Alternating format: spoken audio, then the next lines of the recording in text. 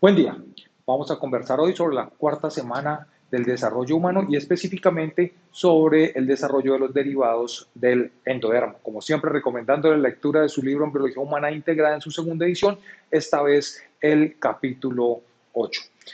Del endodermo vamos a tener múltiples estructuras que se van a derivar de él, entre otras todo el tracto gastrointestinal, incluyendo el intestino faringio, esófago, estómago, intestino delgado, intestino grueso, además de la yema traqueobronquial, importantes órganos como el hígado, el páncreas y además va a tener una influencia sobre algunas glándulas como el tiroides, el paratiroides, el timo, además también de las amígdalas. Va a formar, digamos, las únicas estructuras que no tienen un origen mesodérmico en la vía urinaria, en este caso en particular la vejiga y la uretra. Además de que también tiene parte, digamos, es responsable de parte del desarrollo de lo que es el oído, en lo que es el tímpano y la trompa de Eustaquio, para, digamos, uno entender claramente el desarrollo del endodermo, pues hay que situarse en la cuarta semana, específicamente en los plegamientos, el plegamiento en el eje sagital. Así es que en ese sentido y con el objetivo de poder brindar una mejor explicación, hemos encontrado un video muy particular y diciente sobre este proceso que ustedes lo pueden encontrar en un canal de YouTube que se denomina, un canal académico que se llama Medical Animation. Así es que a partir de ese video vamos a dar las siguientes explicaciones. En esta imagen observamos un producto de la concepción al inicio de la cuarta semana del desarrollo. Recordando que esto sería un corte sagital en una vista lateral. Aquí en este azul tendríamos la cavidad amniótica que está recubierta por mesodermo somático o somatopleura. Aquí tendríamos que para el efecto del gráfico están intentando, digamos, representar el tubo neural, recordando que para este momento del desarrollo aún no se ha generado totalmente el proceso conocido como la neurulación. Aquí entre el ectodermo y el endodermo, en este caso en amarillo, tendremos el mesodermo que estará pintado de color rojo. En amarillo, digamos, el endodermo nos está generando el saco vitelino. Hacia el polo caudal tendremos el pedículo de fijación hacia el cual se está proyectando el alantoides desde el saco vitelino. Además tendremos la membrana cloacal conformada por ectodermo y endodermo. Hacia el polo craneal vamos a tener las estructuras del tubo neural que me van a generar los hemisferios. Además, el área angiógena cardíaca que generará el corazón y la membrana bucofaringea que generará posteriormente el área de la boca particularmente.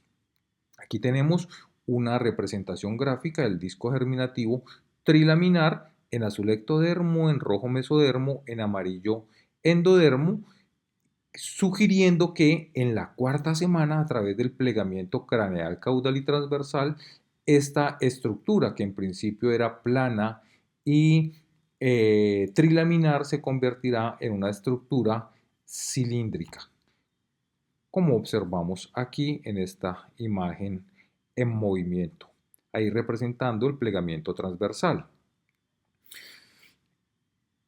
Digamos que hay varios planos, el plano transversal y el plano sagital, como hemos explicado anteriormente. Entonces, en esos dos planos es que se vamos a generar, digamos, los plegamientos que me van a producir el desarrollo, digamos, específicamente de convertir esa estructura plana y trilaminar en una estructura cilíndrica y en forma de C. Así es que aquí podemos observar el plegamiento transversal, donde están los pliegues transversales que, digamos, se dirigen lateralmente y luego, digamos, en principio lateralmente, pero también en sentido ventral y a su vez hacia la línea media. Y aquí tendríamos el plegamiento craneal que, entre otras, va a generar que el área angiógena cardíaca descienda para ubicarse hacia su posición dentro del tórax y por supuesto el los hemisferios queden el tubo neural hacia su porción craneal genera los hemisferios y queden en una posición, digamos, horizontal con respecto de lo que sería la médula espinal. Entonces, digamos que en medio de ese contexto, eso sería el plegamiento craneal y el plegamiento caudal, donde este alantoide se va a dirigir hacia la pelvis y la membrana cloacal va a quedar, digamos, en una porción caudal dentro de lo que sería la pelvis. Pues todos estos plegamientos lo que me van a llevar a que me disminuya el tamaño del saco vitelino. Por supuesto, en el plano transversal y en el plano sagital. Entonces, a través, digamos, de esa reducción, pues vamos a empezar a conformar lo que va a ser el tubo gastrointestinal primitivo.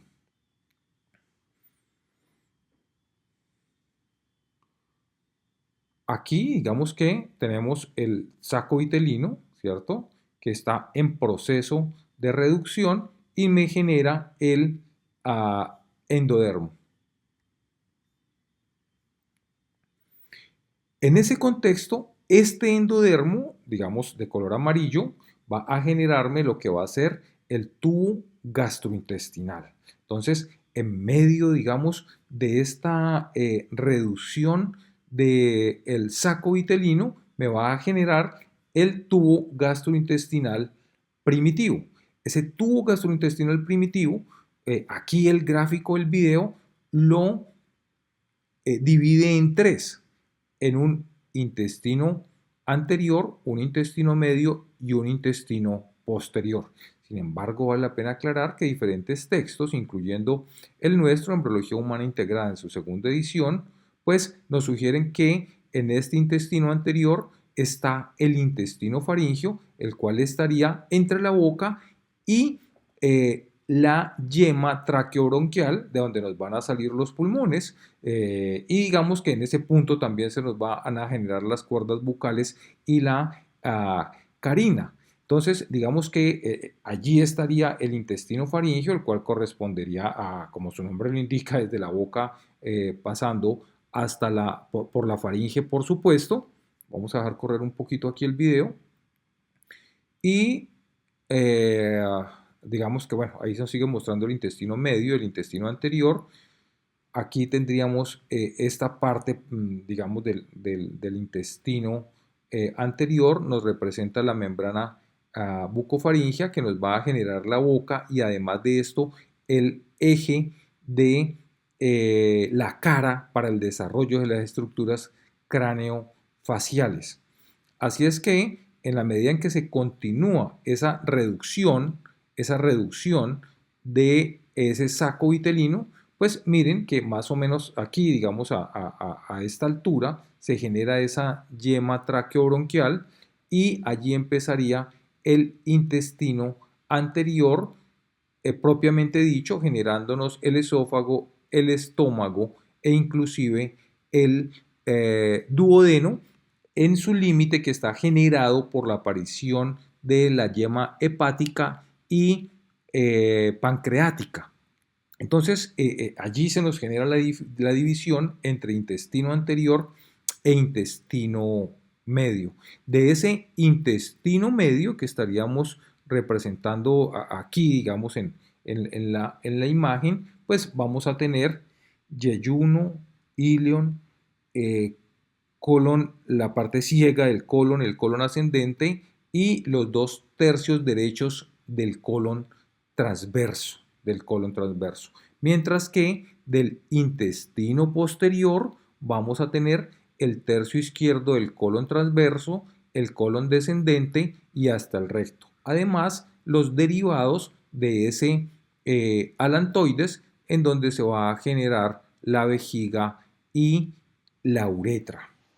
En el desarrollo del endodermo, ¿cierto? En este caso, tracto gastrointestinal, los derivados del sistema respiratorio y los otros órganos abdominales, para este caso el hígado y el páncreas, pues vamos a tener una importante influencia molecular desde los genes HOX. Entonces, en este gráfico vamos a ver cómo para el desarrollo del tracto gastrointestinal, respiratorio, entre otros, pues digamos que la parte funcional de estos tubos va a ser de origen endodérmico, específicamente, digamos, su epitelio, pero además tiene un desarrollo mesodérmico importante en su periferia, por ejemplo, generando las células musculares lisas, longitudinales o circulares. Entonces, la relación entre estos mesodermo y endodermo en la formación de estos sistemas va a ser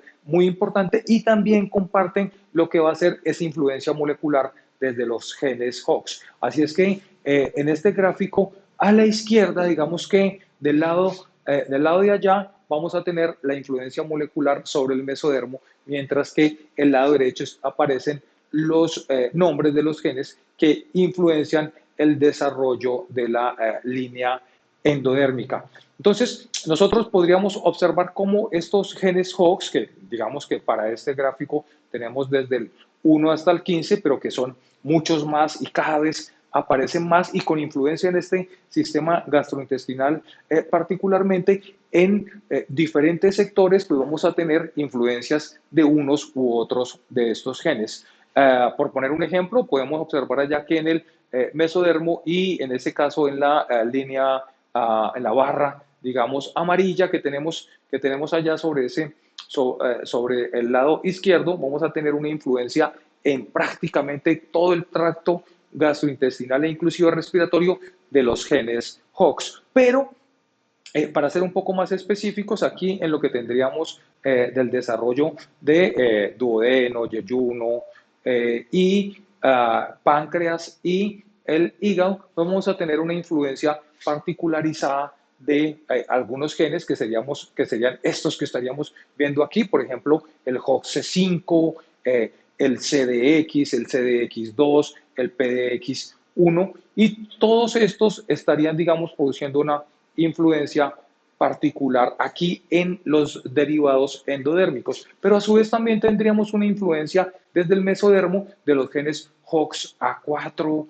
A5, C5 y también de los genes HOXA2 que estarían en este caso, digamos que descritos en esas barras que les muestro del lado mesodérmico. Entonces, para que se puedan producir desarrollos diferenciados, porque el esófago, el estómago, tiene un comportamiento diferencial, digamos, desde su función, en este caso, digamos, con el duodeno, yeyuno, pues esta diferencia en esa función pues va a estar marcada por cuáles son los genes específicos que están produciendo sus factores de regulación de la transcripción o de proteínas específicas en esos determinados segmentos anatómicos. Eso también nos explica por qué la yema hepática y la yema pancreática, que son dos en el caso de las yemas pancreáticas, pues ocurren allí y no ocurren en el intestino grueso, por ejemplo. Así es que esta influencia molecular va a ser trascendental para producir una diferenciación sistemática de la función del tracto gastrointestinal, el respiratorio y en general todos los derivados endodérmicos, recordándoles la importancia de estos genes HOX. Además, sobre estos genes HOX hay una importante influencia desde el ácido retinoico. Entonces, dependiendo del momento en que se eleve o se disminuyan las concentraciones de ácido retinoico, se producen especificidades del desarrollo endodérmico. Además, por poner otro ejemplo de otras moléculas que pueden producir un efecto, cuando nosotros tenemos concentraciones de los genes SON y GY-HOC que están tendiendo a la disminución en ese sector específico del endodermo, pues se me va a generar la yema pancreática. Entonces,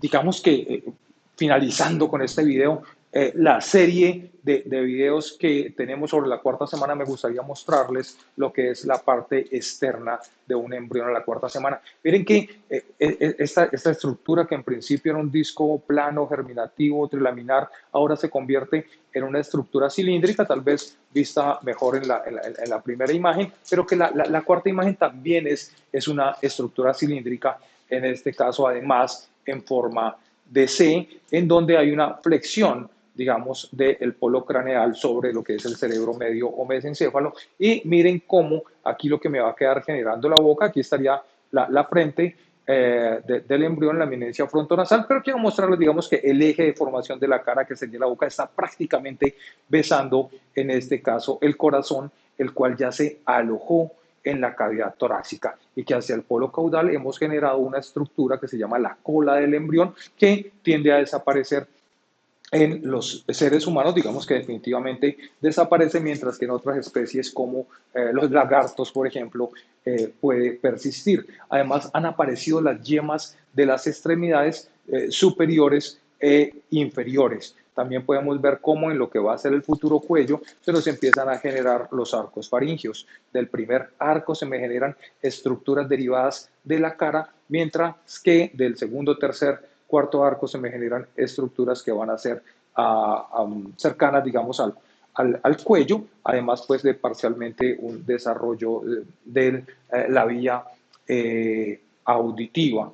Así es que miren cómo esta semana del desarrollo vamos a tener un cambio trascendental en lo que sería la anatomía, digamos, grande, gruesa de lo que es el ser humano en desarrollo.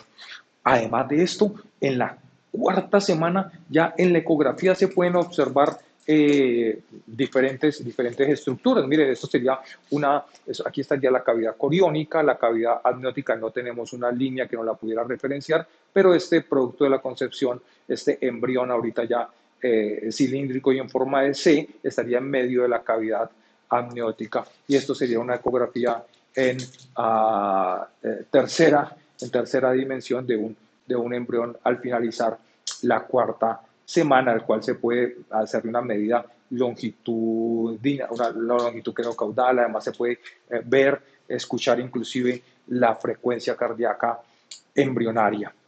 Entonces, en esta semana nosotros podemos ver una evolución desde lo embriológico, una evolución desde las estructuras que se pueden observar, siempre recordando que las microfotografías electrónicas de barrido, las imágenes que vemos en ecografía, van a superar la ecografía. Sin embargo, ya podemos ver estructuras bastante definidas como las hemos explicado aquí en estas imágenes ecográficas. Así es que agradeciéndoles por acompañarnos hasta este momento del video y por seguirnos en su canal de YouTube, Dr.